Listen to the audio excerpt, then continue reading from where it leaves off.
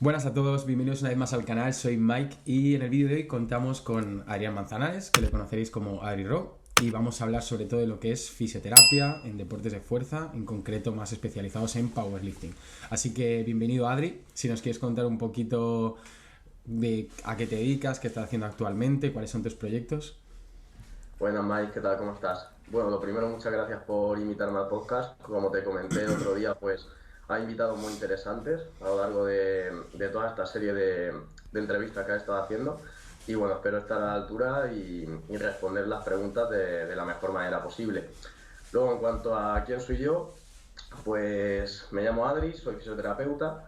Digamos que estoy, entre comillas, especializado en atletas de fuerza, o al menos dedico pues la mayoría de mi práctica clínica a tratar con atletas de power, haltero, culturismo, etcétera. Y bueno, también tengo pues la faceta de competidor. Llevo compitiendo en AEP desde el 2015 y hasta hoy, por hacer un resumen pequeñito. Súper. Y digamos, tú decides estudiar fisioterapia y entonces me gustaría preguntarte, punto uno, ¿por qué decides estudiar fisio y tal vez no cualquier otra cosa? Porque hay gente que, bueno, puede estar más encantada o desencantada con la carrera. Y luego, aparte de eso, me gustaría preguntarte, ¿por qué fisioterapia en Power o aplicada a Power? ¿Por qué te vas por ahí? Vale, pues yo creo que la edad en la que te hacen elegir la carrera siempre es un poco crítica, ¿no? Yo hasta muy finalizado el bachillerato no tenía prácticamente ninguna relación con el deporte. Yo empecé a practicar power sobre los 17 años, 16, 17 años, y hasta ese momento pues yo no hacía nada de deporte, principalmente pues porque en el colegio pues priman los deportes colectivos, a mí se me daba muy mal y ya eso pues causa un poco de rechazo. Luego descubrí el powerlifting, tempranamente pues no diría lesiones, pero sí que por entrenar un poco a lo loco, con el desconocimiento que había por aquel entonces, pues a lo mejor empecé entrenando una 5x5 o la Small Up y sí que tenía pues ciertas molestias, ¿no? Al poco tiempo de empezar a entrenar, a los 6 meses ya tenía mi primera competición y claro, yo estaba pues un poco preocupado porque iba con esas molestias y el desconocimiento era tan grande que vamos, vas cagado a competir. Y sí es cierto que en esa época, sobre primero de bachillerato, segundo, pues visité varias veces al fisioterapeuta, de peor o menor manera, pues creo que me ayudó bastante, sobre todo a nivel de tranquilidad, modulación del dolor y fue algo que me gustó, ¿no? La seguridad que me transmitía, cómo ayudaba al atleta. Y ahí es cuando me empecé a plantear pues estudiar algo de la rama de la salud, ya sea medicina, fisioterapia o incluso también me planteaba CAF, pero por lo que te he preguntado, perdón, por lo que te he comentado antes, no me terminaba de llegar porque no sabía si me iba a sentir cómodo en la carrera, sobre todo a nivel de prácticas, etcétera. O sea que al final entre medicina y fisioterapia, elegí fisioterapia igual por el trato más cercano, tratamientos más activos, por estar más relacionado entre comillas con el deporte, que al final pues todo el mundo que decide estudiar fisioterapia, como he dicho alguna vez, pues quiere ser el fisio de Cristiano Ronaldo, el fisio de Rafa Nadal, ¿no?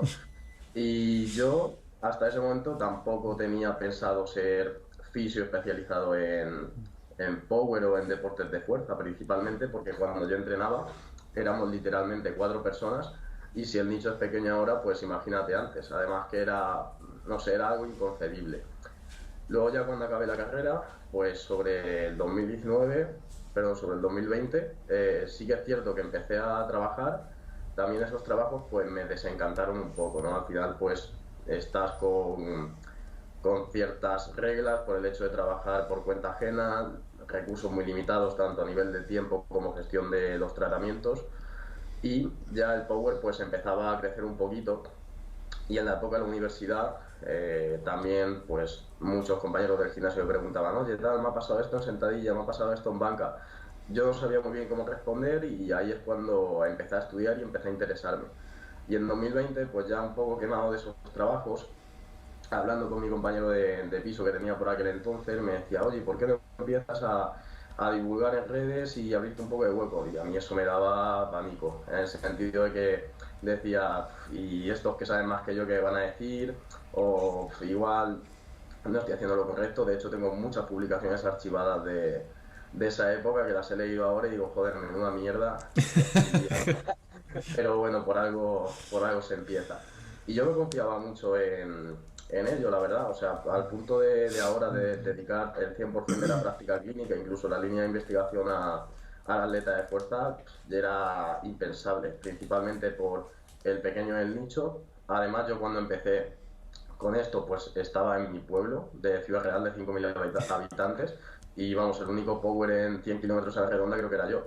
O sea que se complicaba un poco y por eso pues empecé a trabajar de manera online, Sí, a hacer valoraciones, a adaptar los entrenamientos, a hablar con los entrenadores y luego también en cuanto a marketing yo soy muy malo, pero vamos, que a nivel de redes sociales parezco un abuelo.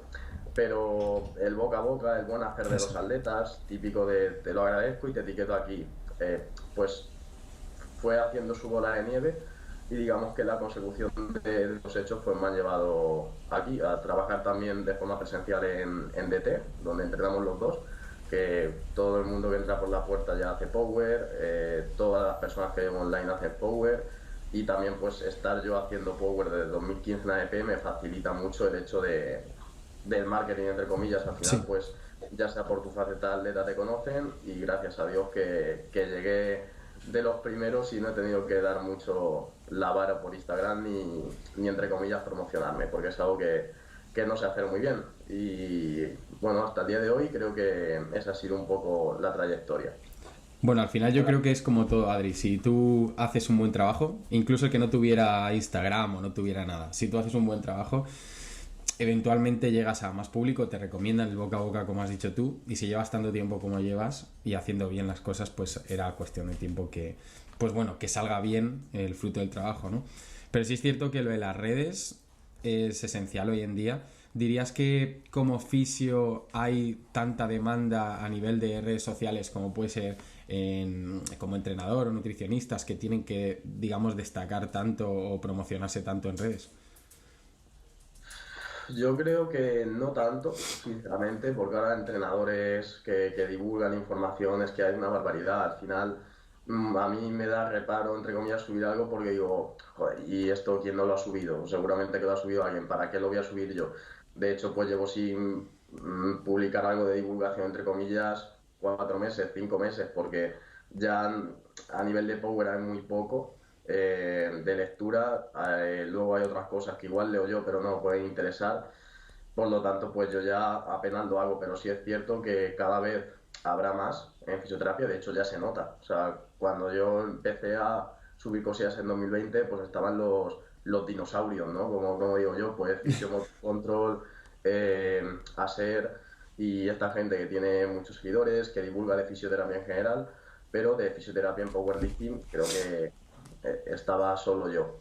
Y ahora pues hay más gente que se dedica pues a la clínica online de pacientes de Power, más gente que divulga sobre esto en nuestro pequeño nicho y estoy seguro de que con el paso de los años pues va a haber una competencia igual o mayor, seguramente mayor. Y lo que digo yo siempre, que en unos años a lo mejor viene un chico de 20 y pocos, cuando yo tenga 30 y largos, que es más conocido, encima se mueve mejor y al final pues es una constante, entre comillas, lucha por esto, ¿no? Yo tampoco es que me vea trabajando de esta manera tan intensa pues a esa edad, pero nunca se sabe, o sea que yo lo considero muy importante y creo que la demanda pues va a subir cada vez más.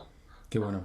Sí, dicen que el lobo que escala la montaña es el que más hambre tiene. O sea, que si aparece un chaval de 20 y pocos que se quiere comer el mundo, pues si hace bien las cosas, por supuesto, ¿no?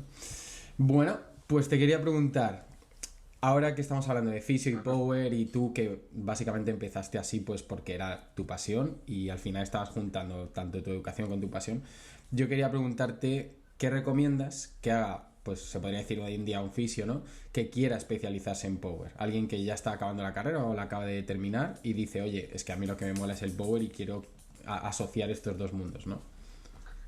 Vale, pues lo primero de todo, y aunque choque un poco, yo creo que un fisio que esté especializado en Power, pues se debería especializar, o bueno, no especializar para llevar a alguien a nivel de rendimiento, pero debería estudiar sobre entrenamiento, comprender las variables del entrenamiento, formas de entrenar, metodología.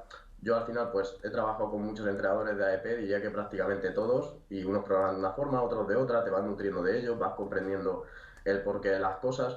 Y digo que es importante saber de entrenamiento porque la mayoría de problemas que tenemos en Power pues son patrones de dolor musculoesquelético.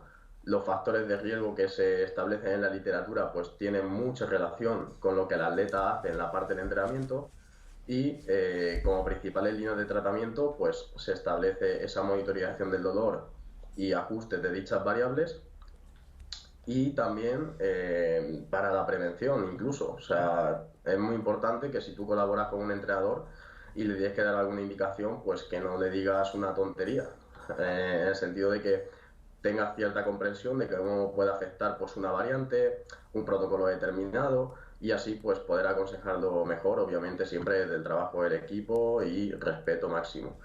Luego, también estudiar algo de fisiología del dolor, sobre todo por la prevalencia de las lesiones que tenemos nosotros. Neurofisiología me parece muy interesante, epidemiología de lesiones. Al final de Power no hay ninguna formación específica que te enseñe a tratar a un atleta de Power y considero que a un atleta de fuerza en general tampoco he visto nada en español.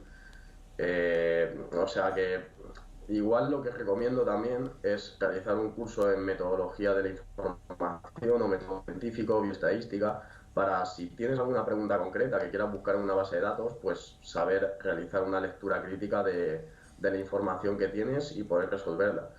Y por supuesto, una vez tengas una base que te lances a trabajar con atletas de Power. O sea que no considero que sea difícil hacer algo mal. O sea, y más si trabajas en conjunto con un entrenador que tiene experiencia.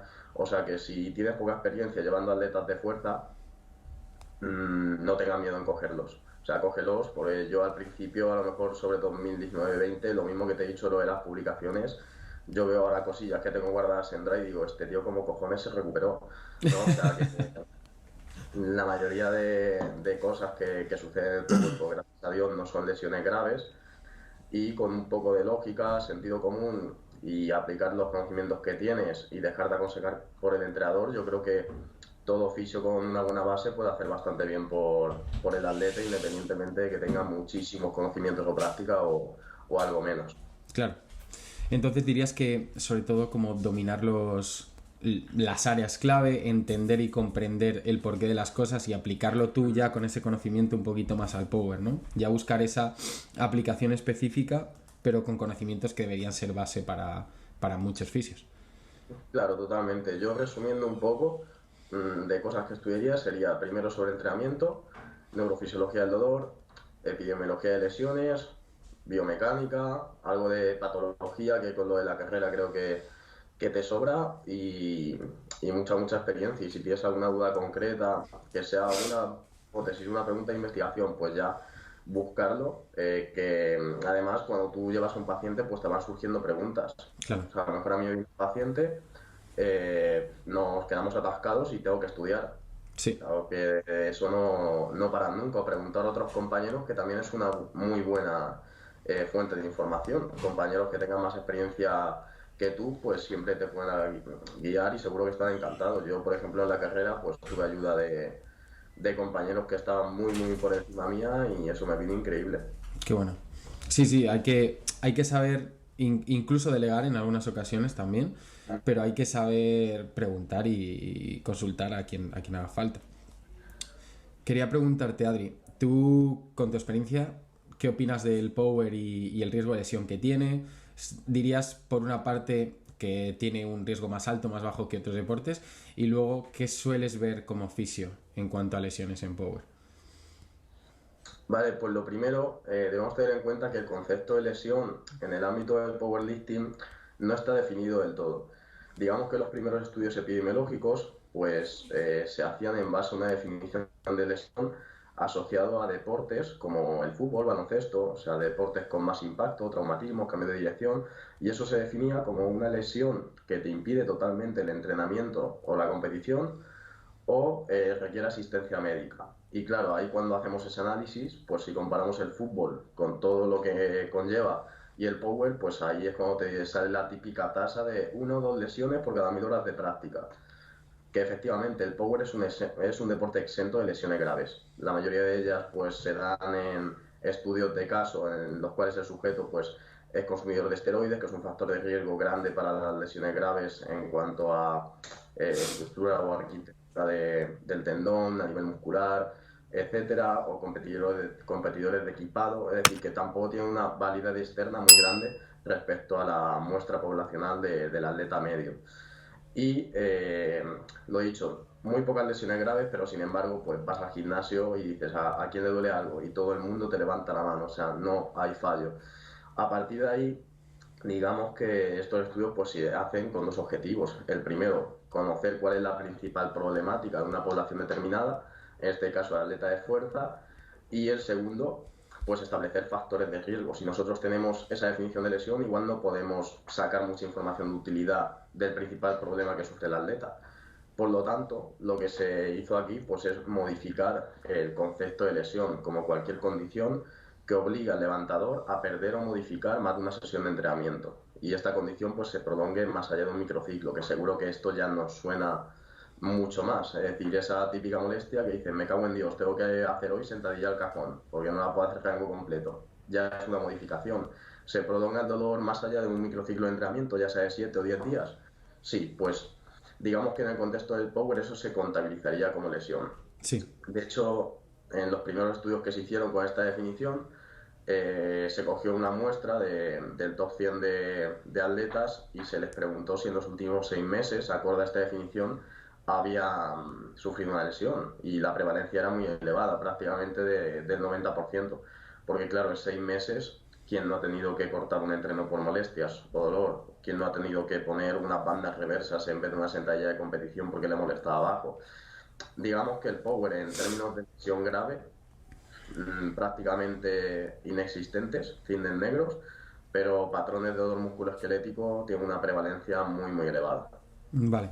Y para lo que viene a ser la prevención de lesiones, para el manejo de las mismas, hay veces que has mencionado un término que es el RFD y me gustaría que nos contaras un poco cómo puedes aplicar como fisio el RFD para prevenir o tratar o, vamos a decir, analizar las lesiones que tienes en tus atletas. Vale, digamos que el RFD en el caso del atleta de fuerza pues es un grano pequeño de arena en la playa, es un determinante más que yo simplemente pues empecé a medirlo porque a la hora de medir fuerza isométrica u otras mediciones que tomo en consulta pues el dinamómetro me da ese valor, ¿no? Y comparativa con otros deportes, el RFD pues es el tiempo que tú tardes en aplicar la máxima fuerza disponible. En algunos deportes, en Power no hay ningún estudio, en algunos deportes pues vi que se usaba de cara a la prevención de lesiones en base a un factor de riesgo determinado. Por ejemplo, el ligamento cruzado anterior en corredores, esa rotura ocurre entre los 17 y 50 milisegundos después del contacto con el suelo. Si tienes un RFD muy bajo, pues a lo mejor hay mayor riesgo de lesión. Pero digamos que yo en Power no lo uso para la prevención de lesiones ni como factor de riesgo, porque no hay nada establecido. Lo uso sobre todo como respuesta adaptativa que se genera en base al dolor. Es decir, si nosotros tenemos dolor, no vamos a aplicar la máxima fuerza disponible en cuestión de un segundo. O sea que a lo mejor a la hora de pautar trabajo complementario, eso es algo que empieza a trabajar. Al igual que la fuerza en rangos extremos de movilidad, ver en qué rango podemos aplicar mayor fuerza, por ejemplo, en un rebote, en un despegue, pues igual sí que nos interesa tenerlo en cuenta, pero ya te digo, no tiene tanta trascendencia como en baloncesto, en atletismo. De hecho, no hay absolutamente nada publicado y es más una cosita mía que algo que esté en la literatura. Digamos que cuando nosotros tenemos una condición de dolor musculoesquelético, pues se producen varias respuestas de protección. La principal es el dolor, luego hay otras como la disminución del rango de movimiento, pérdida de control motor, eh, menor tasa de aplicación de fuerza isométrica y todo esto pues lo mido en base a la literatura o los cambios que se producen del dolor agudo a persistente para aportar seguridad al sistema y evitar pues esa transición o disminuir la percepción de dolor, como Al, si fuera un proyectómetro de cosas que te aportan seguridad y cosas que te aportan amenaza. al final, hasta cierto punto, basándonos en lo que has dicho, ¿no? De que el cuerpo busca utilizar todos los mecanismos adaptativos que tenga para no dañarse más y para prevenir un movimiento que considera como posiblemente perjudicial, tú vas a buscar que el cuerpo pueda producir fuerza de forma óptima, y para eso primero tienes esos valores base, ¿no? O sea, podrías utilizar el RFD, la fuerza isométrica, como valores base, y en principio con la rehabilitación readaptación buscar que esos valores vean una evolución, ¿no? Una evolución positiva. Justo, incluso si hacemos una medición, yo lo que le digo siempre al paciente, que a lo mejor hacemos una medición de isométrica de la extensión de rodilla, porque tiene dolor de rodilla, y ve que la derecha, la línea de la derecha isométrica está sustancialmente por encima que la línea de izquierda, que es la extremidad dolorosa, ¿no? Y se asusta, ¿no? Dice, joder, tengo un déficit de 60% de fuerza. Y yo digo, no, o sea, no es que tu pierna sea un 60% más débil, sino que en una condición de dolor no vas a poder expresar toda esa fuerza. Tu sistema pues limita tu rango de movimiento, te produce sensaciones de tensión o rigidez o limita tu producción de fuerza porque interpreta que hay un peligro potencial. A lo mejor aportando seguridad en ese rango vía isométricos o incluso trabajándolos con realidad virtual, yo que sé, un montón de herramientas que tenemos, pues luego tras 10-15 minutos podemos volver a medir y ese porcentaje de fuerza isométrica puede ser más equiparable, que es lo que yo llamo pues la respuesta aguda que induce el ejercicio. Súper. Sí que puede haber un déficit totalmente agudo, bueno, vamos a decir agudo en el momento del testeo, que se puede subsanar porque realmente lo que es el tejido, Eso lo que es. es a nivel estructural, sí que tiene unas capacidades todavía debajo que ahora no está pudiendo expresar. Claro, de hecho, si volvemos a tomar la medición vamos a poner con flossing, que puede limitar la sensación de dolor en la rodilla, seguramente puede aplicar toda la fuerza que tiene prácticamente y lo único que he hecho es vendarle la rodilla con una banda que se estira, que es lo mismo que la cámara de una bici, por Sí, así decirlo. vale. Sí, sí, sí. Al final es como una especie de engaño temporal al cuerpo para que Sí, realice total. su máximo. Quería preguntarte porque, bueno, en redes algo que se ve en entrenadores, en fisios y en demás, a veces se saca el tema del impacto que pueda tener, positivo o negativo, la masa muscular en la prevención de lesiones. Entonces, hablando un poquito, claro, en nuestro caso más oriental power, pero ¿en qué medida tener más masa muscular puede prevenir lesiones o nos interesa o no nos interesa? O sea, ¿cómo lo ves tú en tu experiencia, en tu formación? Vale, pues primero hablando de powerlifting, digamos que no se habla concretamente de masa muscular. Sí que hay algunos estudios que tienen en cuenta la masa corporal del atleta sin medir ningún valor antropométrico. Uy, lo he dicho mal, ¿no? Seguimos, seguimos. Antro- Vale, ahora me lo tienes que decir bien tú para que no me vuelva a equivocar. Venga, antropométrico. Antropométrico. Vale, perfecto. Me he liado con las R's. Vale, lo dicho, que miden la masa corporal del atleta, por ejemplo, pues hacen una encuesta de cuántas veces estás lesionado en este último año. A un atleta de 59 y otro de 120. Y al final, pues se dieron cuenta de que tampoco varía mucho en cuanto a masa corporal. Pero claro, sin medir esos valores que he mencionado antes de masa muscular libre de grasa. Por ejemplo, pues no se puede establecer una correlación entre, vale, ha ayudado la masa muscular algo en que esta atleta no tenga lesiones o tenga las mismas lesiones que un atleta con mucha menos masa muscular que él. Digamos que ahí es más difícil de objetivar. E incluso si influyese, pues sería un determinante más a tener en cuenta.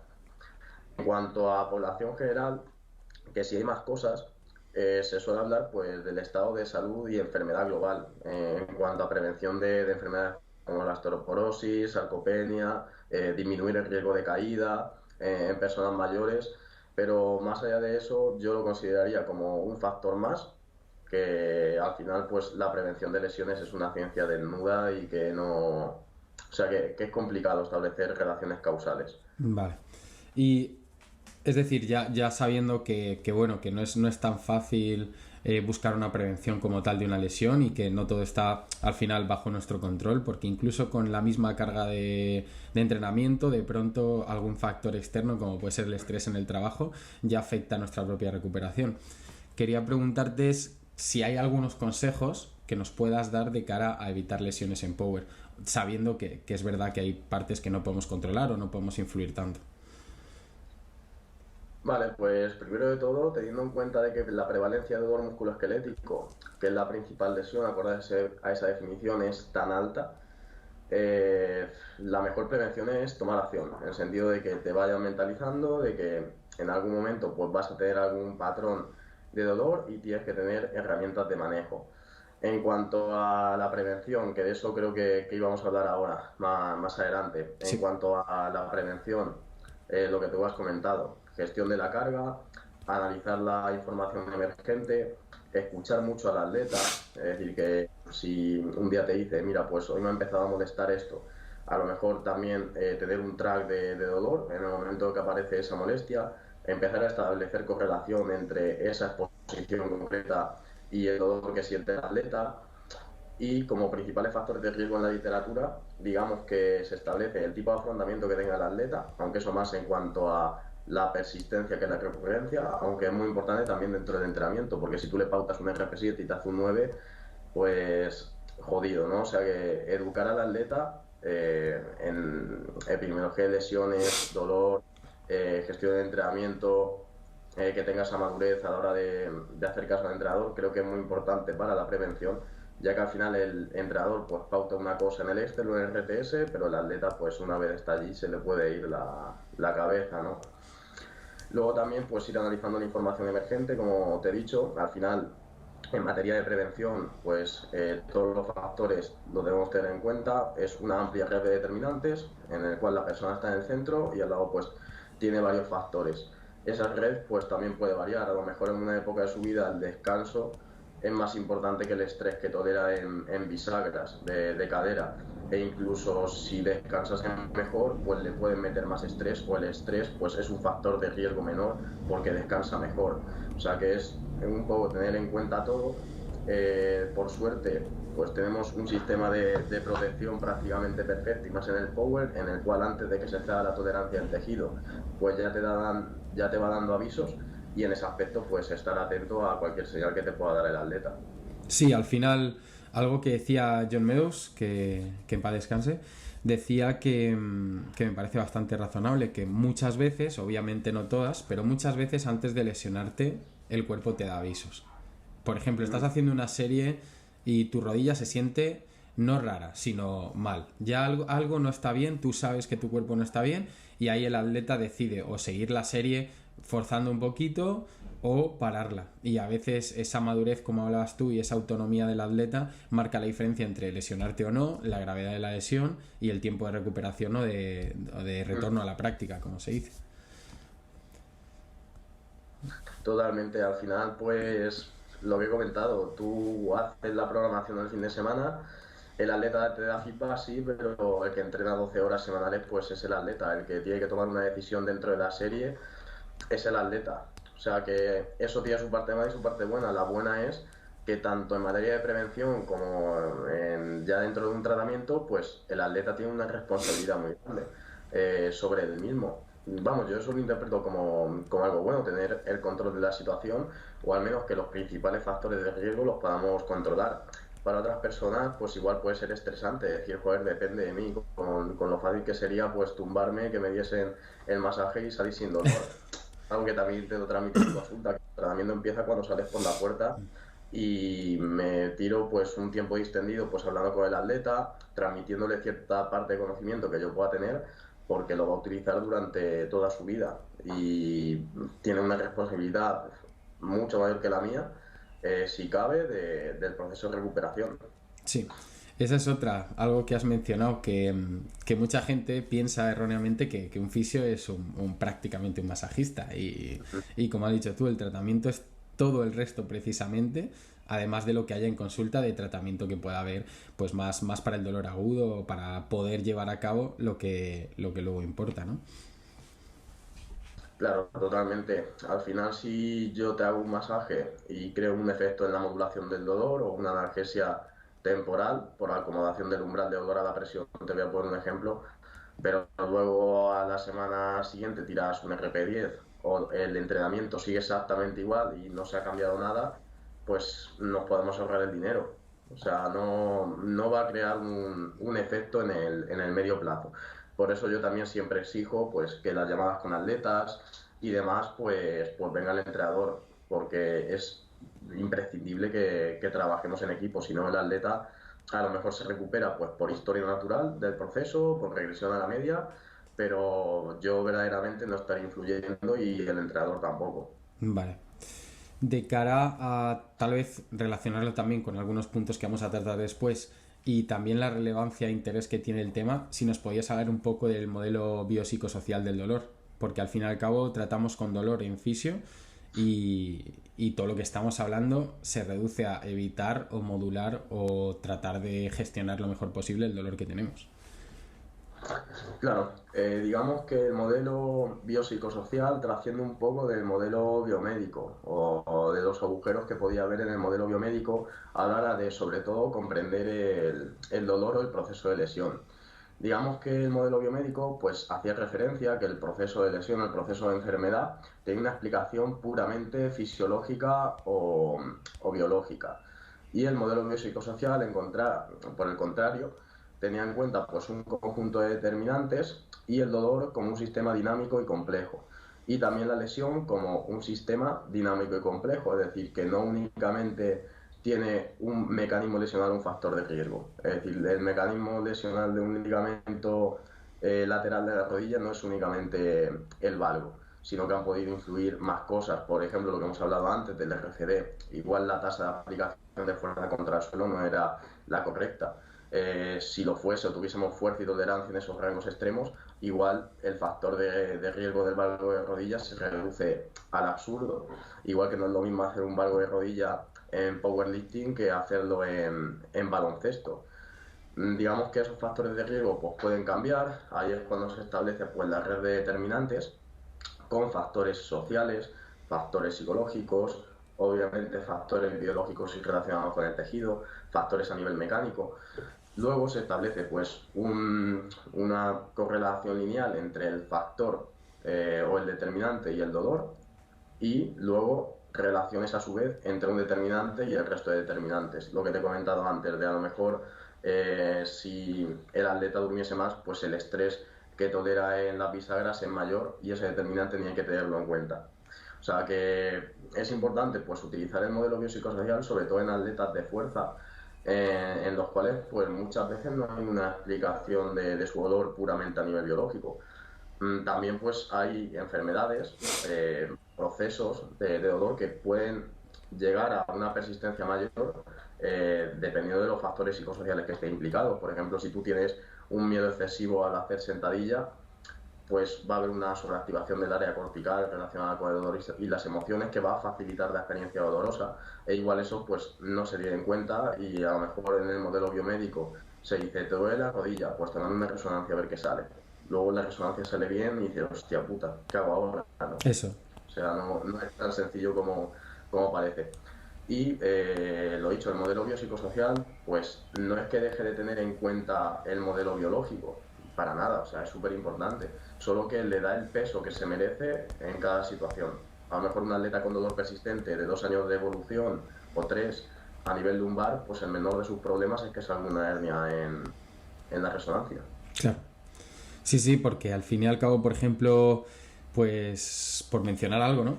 Convivir con dolor, el hecho de convivir con un dolor crónico es, o sea, es una situación. Y como atletas que somos, que queremos disfrutar del deporte, ya saber que vamos limitados, que tal, dentro de lo que cabe hasta cierto punto un daño estructural no es tan problemático porque se puede tratar, se puede curar y el cuerpo para eso tiene sus mecanismos y tenemos la ciencia para recuperarnos, como el simple hecho también de convivir con ese dolor, de tener que renunciar al deporte tal vez que queremos, aunque sea de forma temporal si fuera el caso, o de tener que hacer modificaciones sustanciales que comprometan el disfrute del deporte que tenemos.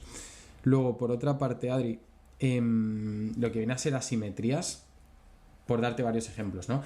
No solo la simetría, como has podido decir, del RFD, ¿no? Entre un miembro y otro, sino también asimetrías a nivel muscular o puede ser incluso que esté comprometido el desarrollo muscular de un hemisferio versus el otro. ¿Cómo afecta una asimetría a lo que puede ser un riesgo de lesión o a sufrir una lesión? Vale, primero algo que me gusta decir sobre el tema de las asimetrías es que no es un diagnóstico como tal. A mí me han venido muchos pacientes derivados que dicen, pues mi antiguo fisio, mi entrenador me ha dicho que esto viene porque hago un ipsis de cadera o porque tengo una asimetría de fuerza en una estructura y otra. Y yo digo, ¿y cómo ha medido la asimetría? ¿No? Que es la pregunta clave. Y dice, no, me ha resistido con la mano. Y yo digo, joder, macho.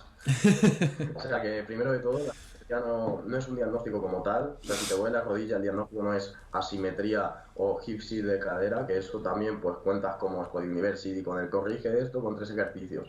Creo que a lo largo de los años han hecho un poco de mella en el atleta de fuerza, en el sentido de grabarse todo, rayarse y demás. Y no hay una relación de causalidad, ni muchísimo menos, entre una asimetría y una lesión. De hecho, es inherente del deporte. Poniendo ejemplos de deportes que se practican de forma unilateral, vamos a decir, en el fútbol, en el que hay un miembro dominante muy destacado, o en el tenis. Mismamente Nadal pues tiene un brazo enorme y otro más pequeño, ¿no?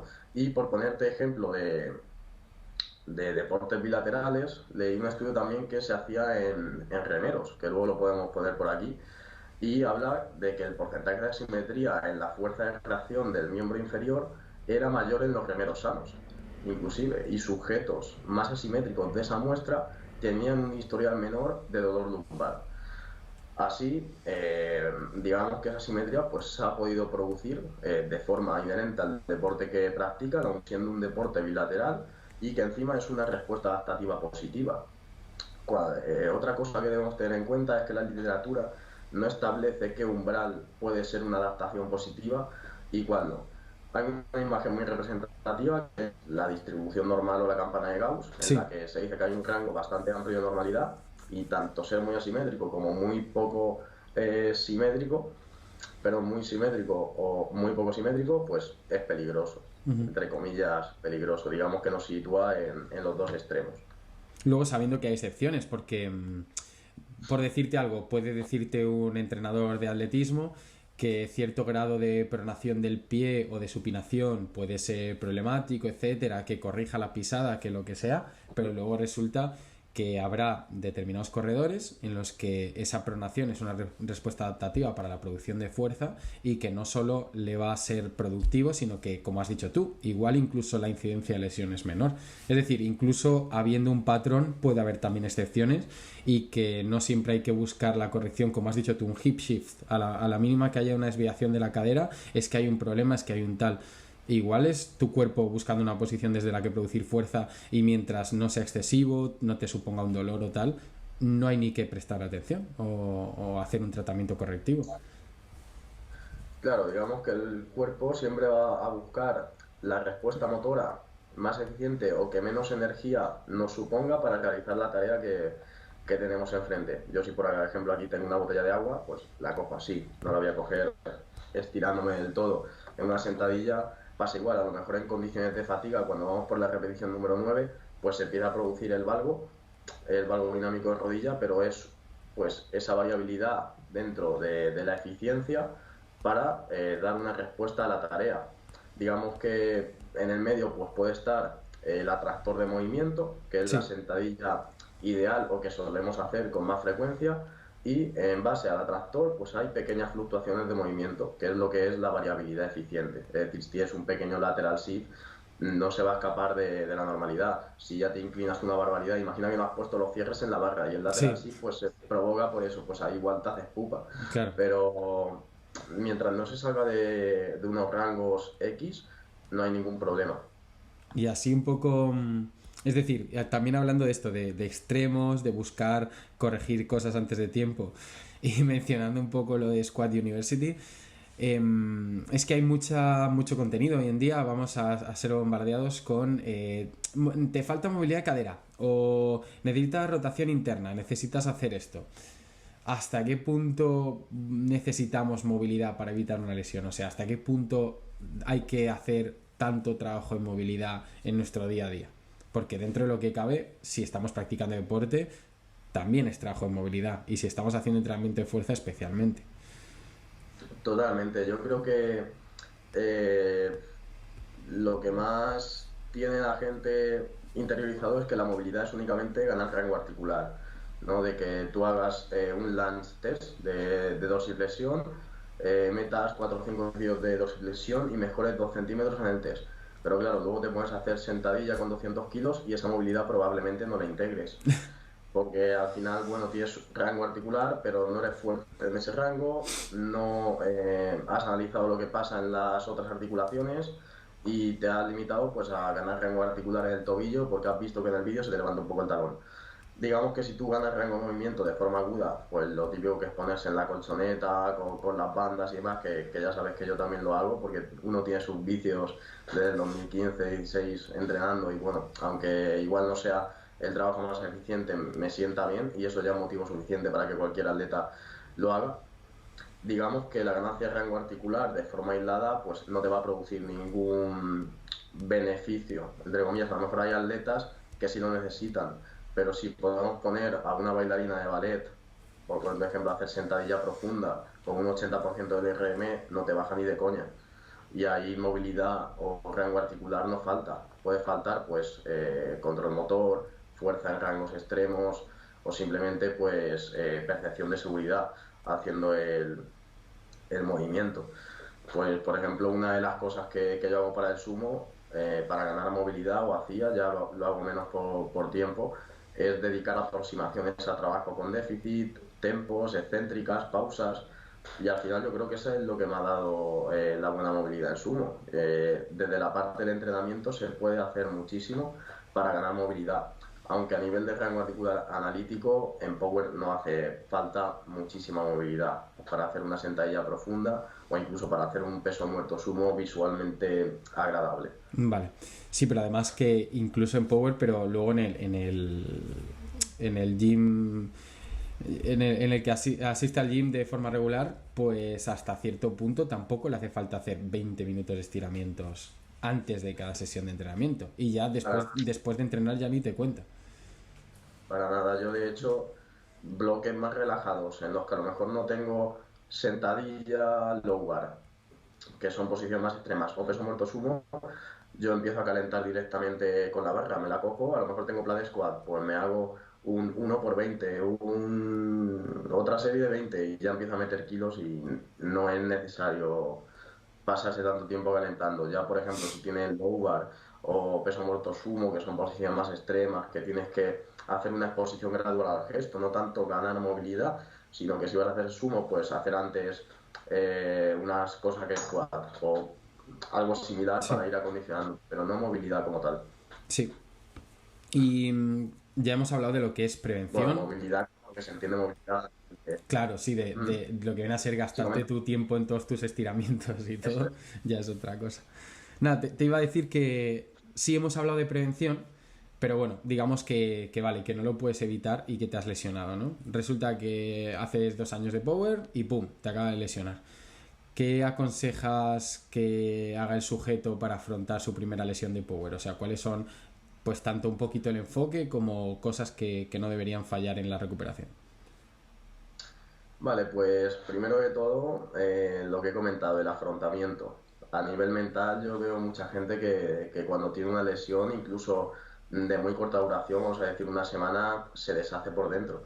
En el sentido de no puedo hacer sentadilla o tengo que modificar el entreno, el rendimiento va mal y se les oscurece el mundo, pero vamos, a unos niveles que no te imaginas. Lo primero, relativizar, sentido, bueno, ya tengo una lesión, no sé si es culpa mía o no, pero ahora es responsabilidad mía. O sea, tengo que afrontarla yo, confiar a muerte en tu entrenador, sobre todo que el entrenador no se desentienda, que también pues comprenda el bache del atleta.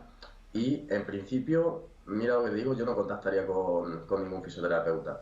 La mayoría de patrones de dolor musculoesquelético haciendo cosas con sentido común, lógica, trabajando en conjunto con el entrenador y teniendo un buen afrontamiento, junto a la regresión a la media y la historia natural, tienden a desaparecer. Pero yo me pondría a ello, sobre todo, a hacer modificaciones en el entrenamiento, intentar tirar piedras al aire de por qué ha podido ocurrir, eh, hacer ajustes a nivel de variables, protocolos, variantes, etcétera. Y ya si eso no funciona, pues contactar con el fisioterapeuta. También es muy interesante, pues como he comentado antes, tener un track de dolor para ver cuál es la respuesta dolorosa en ciertas exposiciones, trabajar por RPD, encontrar el RPD tolerable y recuperable del atleta, programarle la carga en base a este y sobre todo que no pierda el rendimiento o que pierda el mínimo posible, ya que en un proceso de lesión que se alarga, la capacidad a la carga o la tolerancia a la carga del tejido es importante pues que se mantenga tanto a nivel mental del atleta, de que no se sienta débil, que no se sienta frágil, como a nivel de rendimiento cuando vuelva, porque la tendencia es que el atleta vuelva siempre. O sea, Claro. si no hay una lesión grave y un patrón de dolor y no tienes un afrontamiento pasivo, en el sentido de decir, pues dejo de hacer sentadillas o dejo de hacer power, si estás 100% convencido de que hacer eso va a provocar que desaparezca el dolor, estás equivocado, porque al final puede contribuir a la persistencia y que esa esfera psicosocial de la red de determinantes sea cada vez más potente, o que se produzca una sensibilización de los receptores de umbral en el medio plazo, que tengan un movimiento, patrones de evitación, que eso lleve a conductas pues más depresivas o que te encuentres más triste en el día a día, peor descanso. Digamos que se puede hacer una bola de nieve. Sí, Y el principal consejo y el top uno para mí es el afrontamiento. Tener vale. un buen afrontamiento con todo lo que implica. Sí, sí, saber que vamos, 99,99% de seguridad de que vas a recuperarte de esa lesión. Y más si haces las cosas bien. Entonces, eso de hasta cierto punto, ¿no? Dejar que esa lesión nos mine y nos tire para abajo, cuando además podemos incluso progresar en otros ámbitos.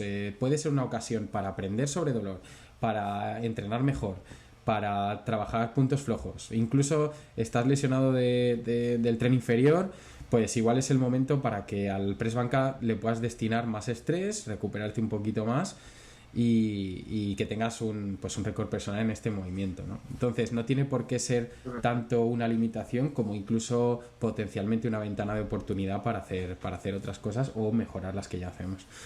Y por último, Adri, si es una lesión que ya sabes, de este dolor crónico que incluso pues como puede ser el caso de alguien cercano a nosotros, de Fran, que tiene molestias en la cadera que le vienen de tanto en tanto, ¿no? Que al final este tipo de lesión recurrente o que persiste en el tiempo afecta en muchos ámbitos como los que has mencionado, incluso en el descanso, en la percepción de estrés, en la percepción del entrenamiento. Quería preguntarte cómo recomiendas afrontar este tipo de lesión, la lesión que te vuelve a molestar de tanto en tanto, que incluso pasas un mes bueno, pero pum, vuelve. Bueno, ahí es algo más complejo. Ya cuando es una lesión de tanta cronicidad y entendiendo que el atleta ha hecho cosas por recuperarse, es decir, que ha ido al fisioterapeuta, que ha adaptado el entrenamiento, que nada funciona, pues cuando el tratamiento conservador no funciona durante tanto tiempo, ahí incluso se podría plantear una prueba de imagen. Igual sí que es algo que el biológico tiene mucho peso. De no ser así, que incluso te hacen la prueba de imagen y sale todo normal, pues sobre todo lo más importante es la educación terapéutica en pacientes con dolor persistente. Es algo que es de vital importancia cuando sucede esto de que se suele cronificar el dolor. Principalmente pues para transmitir de cierta calma, explicarle cuáles son los mecanismos de dolor, cómo puede modificar sus actividades diarias para seguir con su día a día, que lo comprenda y pautar ejercicio de exposición graduada al gesto doloroso. Digamos que esta pregunta es extremadamente compleja porque los pacientes con dolor crónico, bueno, persistente, no me gusta decir que nada sea crónico, pues son un quebradero de cabeza, la verdad, para el fisioterapeuta. De hecho, yo con Fran he tenido varias visitas porque tiene dolor persistente hace muchos años. Ahora está muy bien, ahora está muy bien. Le he podido ayudar con la cadera, le he podido ayudar con alguna cosilla, pero por ejemplo vino un día a consulta con un patrón de dolor, estuvimos una hora y pico valorando y le dije, no sé lo que te pasa. O sea, derivamos a otro fisioterapeuta y ya está. Y tampoco se te deben caer los anillos. Yo Claro. prefiero decir eso a coger a un paciente por cogerlo y que no tenga ni puta idea de qué es y hacerle perder tiempo, dinero y yo perder respeto. Sí. Además, la ética que tengas tú como profesional, que también, si tú no puedes tratar con alguien, pues delegas y haces bien tu trabajo y ya está. No pasa nada. Al final, pues el dolor persistente en el atleta de fuerza no es común tampoco. Y al no ser común yo dedicar mi 100% de la práctica a este tipo de atletas, igual hay alguna cosilla que se me pueden escapar, pero vamos, igual que si me escribe alguien que juega al baloncesto, pues igual no lo cojo, igual se Claro. lo doy a un compañero. Pues sí, sí. Y entonces, sobre todo el enfoque, la educación y poniendo que los tratamientos y el tipo de ajustes que tenga que hacer ya los está llevando a cabo, ¿no? Sí, sobre todo eso. Obviamente, pues habría que poner todo sobre la mesa porque, como te he dicho, una pregunta creo que es la más jodida que me has hecho. Joder, si es un paciente con dolor persistente de tanto tiempo, malo, malo. Pues ya se puede producir pues por una sensibilización periférica, central, la educación terapéutica junto a la exposición graduada es lo primero que se suele establecer y a nivel de tratamiento pasivo pues muy poca cosa. Perfecto. Pues nada, ya entiendo que la pregunta da para, para demasiado. Que muchas gracias, Adri, por estar para el canal hoy y por pues, resolvernos todas estas preguntas. Que seguro que se vienen muchas cosas grandes, así que cuentas con todo mi apoyo, con todo nuestro apoyo y espero que hayas disfrutado la charla. Muchas gracias, Mike, sobre todo a ti por invitarme, como te he dicho, pues había invitado muy potentes que yo también conocía, Camilo, y bueno, espero haber contestado las preguntas, que se hayan entendido bien y que podamos aprender un poco de lo poco que yo sé. Bueno, también estás aquí porque considero que merece la pena, por supuesto, que tienes mucho que aportar.